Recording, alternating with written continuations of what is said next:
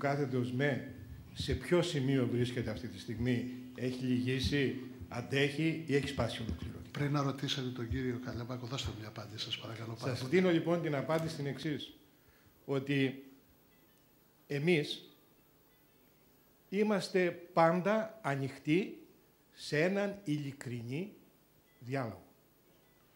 Με το κράτος, με τις εταιρείες, απολύτως. Τα παραδείγματα που μέχρι σήμερα έχουμε είναι εντελώς αρνητικά και οι αποδείξεις είναι πάμπολες ώστε να μην χρειάζεται να το τεκμηριώσω, εκτός αν θέλει κάποιος να το τεκμηριώσω. Κανένας από εμάς, γιατί και εγώ τεχνοκράτης είμαι, δεν έχουμε καμιά θέση αντίθετη από αυτή που είπε ο κ. Καλιαμπάκος, ότι χωρίς τα μέταλλα δεν μπορούμε να ζήσουμε. Και από την άποψη αυτή, ο τελευταίος που θα το έλεγα αυτό το πράγμα είμαι εγώ. Αλλά σας παρακαλώ πάρα πολύ όλους που βρίσκετε σε αυτή την αίθουσα και που πάρα πολλές φορές βρέθηκα σε αντίστοιχα φόρα. Πότε κάποιος είπε σε αυτή την ιστορία αλήθειες? Πότε κάποιος εμάς μας αντιμετώπισε σαν τοπικές κοινωνίες που πονάμε, όπως πονάτε κι εσείς για μερικά πράγματα, αλλά οφείλετε εσείς, γιατί εμείς δεν έχουμε τη δυνατότητα, να μας πείτε αλήθειες? Πότε υπήρξε μέχρι σήμερα ένα κράτος το οποίο εφάρμοσε τους νόμους ώστε εμείς να το εμπιστευτούμε? Λέω λοιπόν, για να μην μακρηγορώ, εμείς είμαστε πάντα ανοιχτοί σε αυτές τις ιστορίες.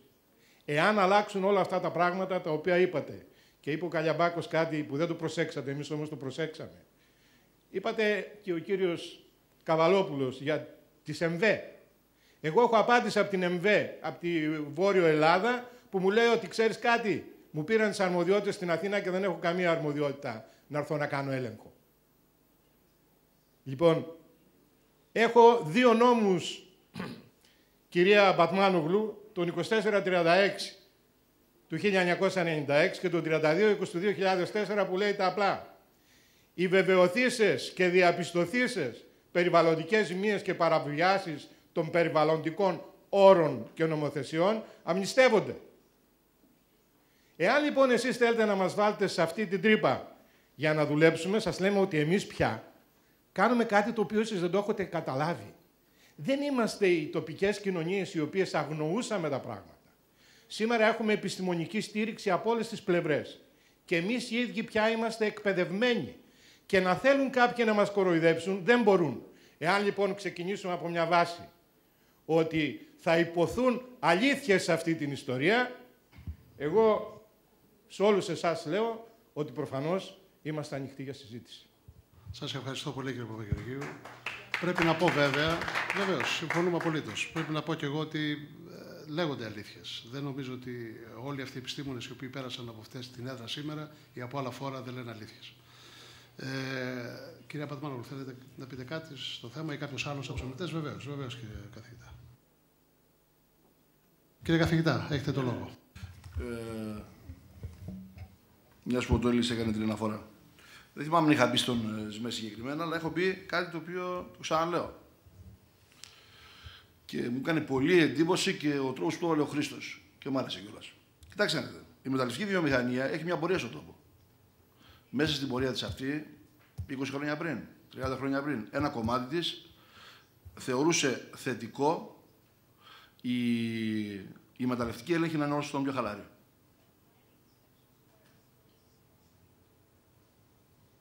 Αυτό σημαίνει πολλά πράγματα. Γιατί μπορεί προσωρινά να διευκολύνθηκε η δραστηριότητα, αλλά σε βάθος χρόνου στην ελληνική κοινωνία χάθηκε ο τρίτος πόλος, ο οποίος θα παίξει τον αντικειμενικό. Δεν υπάρχουν δηλαδή επιθεωρητές περιβάλλοντος που η ελληνική κοινωνία να εμπιστεύεται ότι θα κάνουν άψογα τη δουλειά τους. Και έτσι δεν υπάρχει κανένας να βάλει όρο στο παιχνίδι. Η προηγούμενη πορεία της μεταλλευτικής βιομηχανίας, η οποία δεν έβλεπε με καλό μάτι τους αυστηρούς περιβαλλοντικούς ελέγχους ή τους άλλους μεταλλευτικούς ελέγχους, πριώνησε το κλαδί της αξιοπιστίας του κρατικού μηχανισμού. Αυτή ήταν η συγκεκριμένη μου δήλωση. Ποιο είναι το πρόβλημα τώρα όμως? Το μεγάλο πρόβλημα είναι ότι έχουμε συγκεκριμένες συνθήκες που πρέπει να δούμε. Δεν ξέρω αν ακούμε πολύ υποχωρητικός, αλλά εμένα με πονάει η ψυχή μου να υπογράφω συνεχώς χαρτιά παιδιών που φεύγουν εκτός. Δηλαδή, είμαστε σε μια πραγματικότητα που η Ελλάδα έχει συγκεκριμένες επιλογές για να μπορέσει να βγει στη δύσκολη θέση, όποιο δρόμο και αν ακολουθήσει ως χώρα και ως κοινωνία. Να το πω λίγο πιο χοντρά ή καταλάβατε τι θέλω να πω. Η ελληνική κοινωνία θα έχει περισσότερες δυνατότητες και βαθμούς ελευθερίας στο να διαλέξει το μέλλον της, αν ανάμεσα στα πράγματα που στηρίζεται είναι και ο ρηπτός της πλούτος. Θέλετε μήπως να αναφέρω το τελευταίο παράδειγμα της Κύπρου?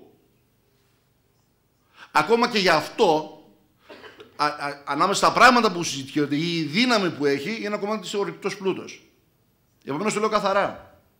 Για μια οποιαδήποτε πορεία της ελληνικής κοινωνίας, η ανάπτυξη του ρηπτού πλούτου είναι ένα θετικό γεγονός.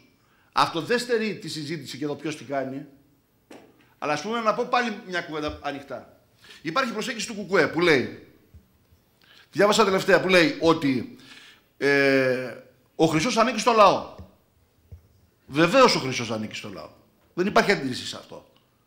Αλλά αυτό αν υπονοεί ότι όλη η συζήτηση για τις περιβαλλοντικές επιπτώσεις μιας μεταλλευτικής δραστηριότητας καταργούνται ανάλογα με το ποιος θα κάνει την εκμετάλλευση, είναι σε κάτι που δεν με βρίσκει σύμφωνο. Είναι κατανοητό. Γιατί αυτό βγάζει εκτός και το οικολογικό κίνημα, ας πούμε, της περιοχής. Δεν ξέρω τη συζήτηση, δεν ασχολούμαι με τη Χαλκιδική, ακριβώς για τους λόγους που είπα προηγούμενα. Για μένα η Χαλκιδική πια δεν είναι ερώτημα μεταλλευτικής. Σας το είπα και προηγούμενα. Κυρία Πατμάνογλου, πώς θέλετε κάτι να προσθέσετε?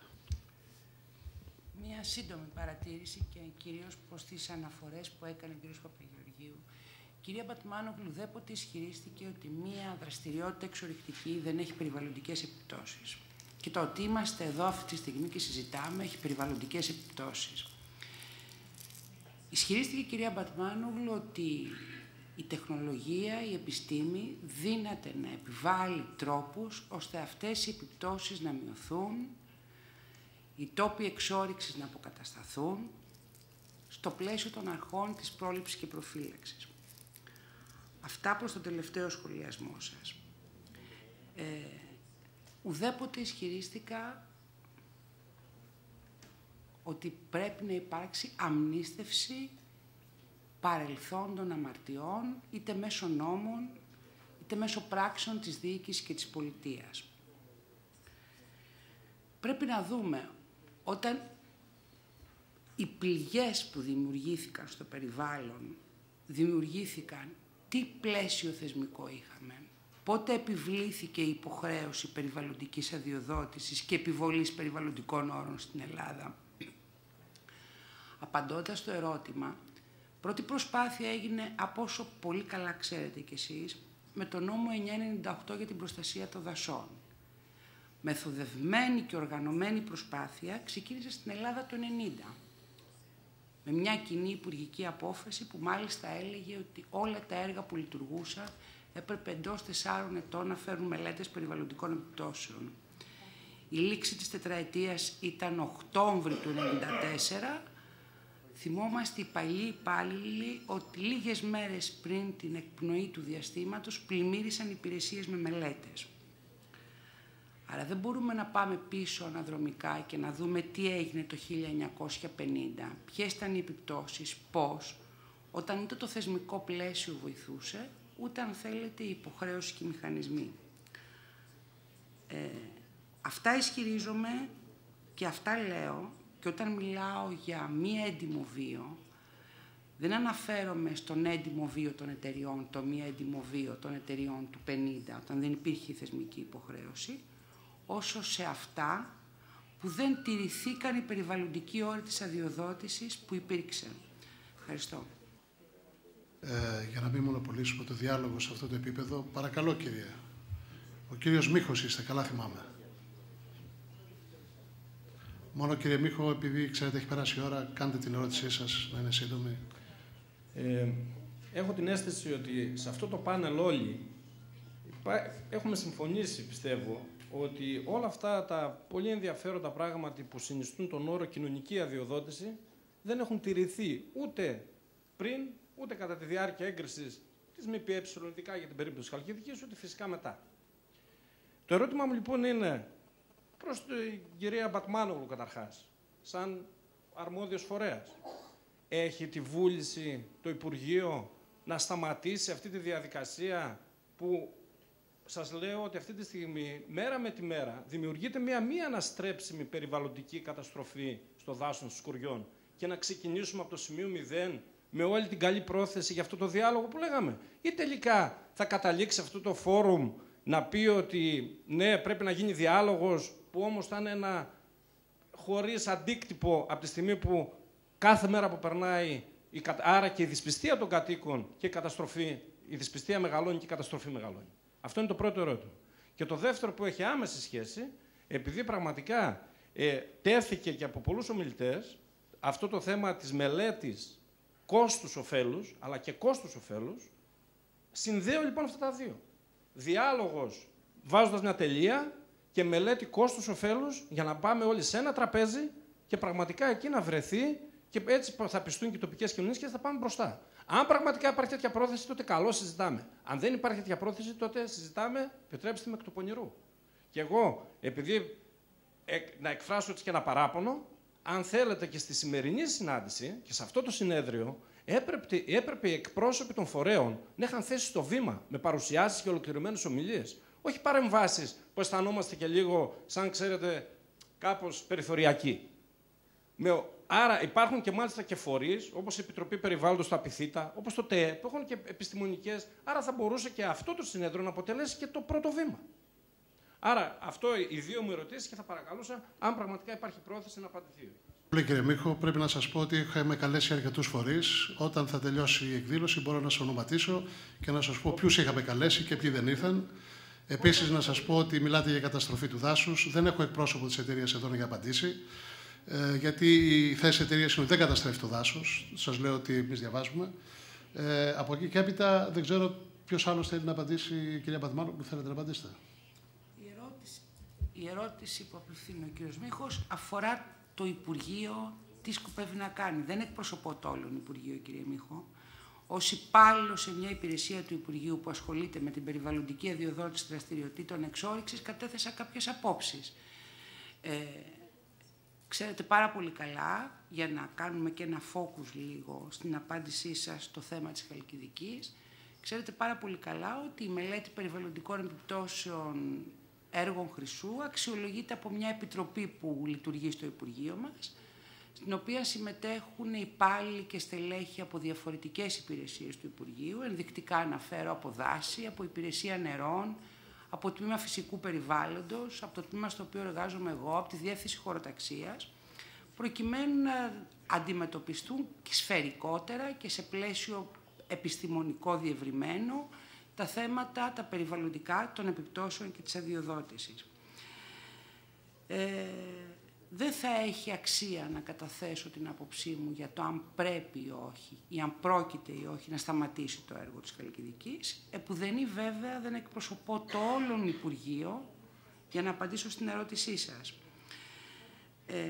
Έθεσα και στην εισήγησή μου ότι ο διάλογος πρέπει να ξεκινάει σε πρώιμο στάδιο πριν την αδειοδότηση του έργου και αυτό παρακαλώ κρατήστε το λίγο στο μυαλό σας. Διάλογος εκ των υστέρων, που ξεκινάει εκ των υστέρων, ίσως έχει νόημα μόνο νομιμοποίηση ή μη κάποιων συγκεκριμένων λυμμένων αποφάσεων. Η θέση μου είναι ότι ο διάλογος πρέπει να ξεκινάει έγκαιρα, πολύ πριν ξεκινήσει η υποβολή οποιασδήποτε μελέτης, μόλις συλληφθεί η ιδέα του έργου, και έθεσα ότι ο διάλογος αυτός πρέπει να συνεχίζεται καθ' όλη τη διάρκεια ζωής του έργου. Ευχαριστώ. Έχει κάποια άλλη ερώτηση, κάποια παρέμβαση, παρακαλώ κυρία μου. Αν δεν υπάρχει άλλη, παρακαλώ. Κύριε Τσομόκο, είμαι η Ελένη Τροβά, γνωριζόμαστε χρόνια και είναι λίγο σκοτεινά είμαι δικηγόρος. Και... όχι, δεν πειράζει. Είμαι δικηγόρος και βέβαια ίσως ο τελευταίος που έπρεπε να μιλήσει σήμερα, γιατί πραγματικά πιο πολύ σαν επισκέπτης ήρθα.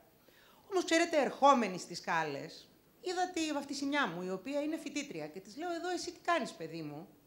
Λέει, ήρθα να ακούσω το συνέδριο.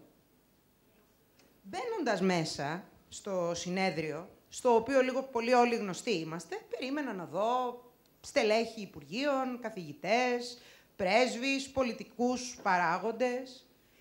Με μεγάλη μου όμως χαρά, είδα πάρα πολλά παιδιά, είδα πάρα πολλούς φοιτητές. Και ακούγοντας ένα μέρος των ομιλητών, ξέρετε, αισθάνθηκα λίγο μια αγανάκτηση, γιατί απέναντι σε αυτά τα παιδιά πρέπει να λέμε πολύ ομές αλήθειες. Θέλω λοιπόν να κάνω μια πολύ μικρή παρομοίωση, επειδή έχετε συντελέσει και στην οργάνωση αυτού του συνεδρίου. Αν αντί για Mineral Resources in Greece, λέγαμε για τη βιομηχανία μοτοσικλετών στην Ελλάδα και πώς πουλάμε μηχανές. Από τη μία μεριά είχαν προσκληθεί και μιλούσανε 7 χαροκαμένες μάνες που το παιδί τους είχε σκοτωθεί καβαλώντας μοτοσικλέτα. Από την άλλη είχαν προσκληθεί οι δημιουργοί ειδικών στολών που να μην σπάς τα κόκαλά σου. Παραπέρα, οι ορθοπαιδικοί που κολλάνε τα κόκαλα. Παραπέρα, η εκκλησία στην οποία προτείνουμε τάματα για να μην τυχόν και σκοτωθούμε άμα την καβαλήσουμε τη μηχανή. Θα ανέβαινε ποτέ κανένας? Τα παιδιά, οι άνθρωποι, θα καβαλήσουν μηχανή κάποτε. Θα τηρήσουν τους νόμους, θα τους πούμε να τηρήσουν τον νόμο, να βάλουν κράνος. Ανέβουν, δεν ανέβουν σε μηχανή. Η επιλογή έχει να κάνει με την περηφάνεια που σου δίνει το μέσο. Η εξορρυκτική βιομηχανία, λοιπόν, είχε πάντα μια μεγάλη περηφάνεια, την οποία με ελάχιστες εξαιρέσεις δεν την είδα πολύ παρούσα. Βλέπεις παλιές φωτογραφίες ανθρώπων που δουλεύαν στις στοές και τα μάτια τους καίγανε. Βλέπεις ανθρώπους που δουλεύανε σε αυτό το χώρο και πραγματικά είχαν μία βούληση ισχυρότερη από οτιδήποτε άλλο. Ακόμη και οι επιχειρηματίες, για τους οποίους μπορείτε να πείτε τα χειρότερα, φτιάξανε μικρές κοινωνίες γύρω από τα μεταλλεία, οι οποίες είναι μοναδικά παραδείγματα πόλεων πυρηνικών γύρω από αυτό. Εμένα λοιπόν η ερώτησή μου, και την απευθύνω στον κύριο Καβαλόπουλο, στην ομιλία του οποίου είδα ίχνη αυτής της περηφάνειας, είναι η περηφάνεια του μεταλλιολόγου. Πού κρύβεται? Γιατί σήμερα μιλάμε και σε παιδιά. Δεν μιλάμε μόνο σε πολιτικούς και πολιτευάμενους. Ευχαριστώ. Ευχαριστώ πολύ. Κύριε Καβαλόπουλε, θέλετε να πείτε κάτι? Τι να πει κανένας τώρα? Είναι γεγονός ότι στη χώρα μας δεν τυχαίο ότι αυτή η περηφάνεια έχει μείνει σε πολύ λίγους. Παρ' όλα αυτά όμως υπάρχει. Υπάρχει σε δραστηριότητες, υπάρχει σε εταιρείες, υπάρχει σε ανθρώπους που την υλοποιούν. Πέρασε από διάφορα ενοχικά σύνδρομα. Πέρασε από διάφορους πολέμιους, από διάφορα αρνητικά εύκολα μηνύματα. Ξέρετε, πολύ εύκολα περνάει ένα αρνητικό μήνυμα, πάρα πολύ εύκολα. Και όσο και αν προσπαθείς μετά να το στηρίξεις τεχνολογικά ή με άλλους τρόπους, δύσκολα πείθεις. Ιδίως μια κοινωνία που δυστυχώς για διάφορους λόγους που εξηγήθηκαν πολλές φορές και που είναι γνωστούς όλους μας, δεν εμπιστεύεται κανείς κανένα πλέον. Παρ' όλα αυτά, υπάρχει έργο που προβάλλεται, που πρέπει να προβληθεί, υπάρχουν θετικά που πρέπει να πατήσουν πάνω σε αυτά και να πάμε παραπέρα. Και ανέφερα το παράδειγμα από τις κεντροευρωπαϊκές χώρες, όπου είχαν τα μύρια όσα προβλήματα, ιδίως με τα πρώην ανατολικά καθώς ό,τι φορά θέματα περιβάλλοντος, και όμως προχωρούν παραπέρα, αναγνωρίζουν τη μεταλλευτική τους ιστορία, την αναδεικνύουν τη μεταλλευτική τους ιστορία και με υπερηφάνεια προχωρούν παρακάτω. Μέχρι που γίνονται ειδικές εκδηλώσεις στην κεντρική Ευρώπη για τα μεταλλεία, όπου εμφανίζονται οι άνθρωποι εκεί, είτε μεταλλορύχοι είτε μηχανικοί, με ειδικές στολές, όπου έχουν τα καραστικά κουμπιά του σήματος των μεταλλίων κτλ. Ειδικές χαρακτηριστικές στολές που είναι κοινές για όλη την Ευρώπη. Φαντάζεσαι κάποιον που να φορέσει στολή και να βγει στον δρόμο, τι έχει να γίνει? Σέβονται την ίδια τους την ιστορία. Σέβονται την ίδια τους την πορεία. Και αυτό φαίνεται. Εμείς σε αυτόν τον τόπο δεν έχουμε μάθει να σεβόμαστε αυτά τα πράγματα. Εύκολα χτυπάμε το παρελθόν, όποιο και είναι αυτό. Είτε βιομηχανικό, είτε μεταλλευτικό, είτε άλλου τύπου. Και τα στρεβλά μοντέλα ανάπτυξης, τα οποία τα πληρώνουν τόσο ακριβά, δεν έγιναν τυχαία, ούτε στήθηκαν τυχαία. Στήθηκαν, μεγαλούργησαν, φούσκωσαν και ξεφούσκωσαν πάνω σε τέτοιου είδους νοοτροπίες. Αυτά έχω να σας πω. Ευχαριστώ πολύ, κύριε Καβαλόπουλε. Είναι 6 και 5. Επιτρέψτε μου να κλείσω την εκδήλωση. Σας παρακαλώ πάρα πολύ, κυρία μου. Τι να κάνω, έχει περάσει η ώρα, απολογούμε. Σας ζητώ συγγνώμη, νομίζω ότι εξαντλήσαμε πάρα πολλά θέματα και θέλω να ευχαριστήσω πάρα πολύ θερμά όλους τους ομιλητές και εσάς και όλους που παρευρεθήκατε σε αυτή τη σημερινή εκδήλωση. Την έχουμε μαγνητοφωνήσει. Όποιος θέλει τα πρακτικά θα είναι στη διάθεσή σας σε λίγες μέρες. Σας ευχαριστούμε πάρα πολύ για όλους. Να είστε καλά.